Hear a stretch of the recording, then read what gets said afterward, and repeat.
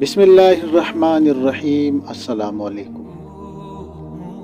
اگر غسل کے بعد منی کا قطرہ محسوس ہو تو کیا حکم ہے؟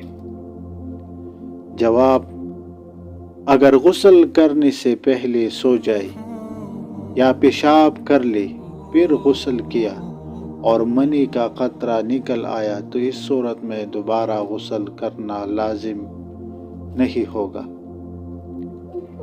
دوسرا صورت یہ ہے کہ اگر غسل فرض ہونے کے فوراً بعد غسل کر لیا، اس کے بعد 40 قدم سے زیادہ چلا، پیشاب کیا، سو گیا، تب تک قطرہ نہیں آیا، پھر اس کے بعد قطرہ آیا تو اس صورت میں بھی دوبارہ غسل کرنا لازمی نہیں ہوگا۔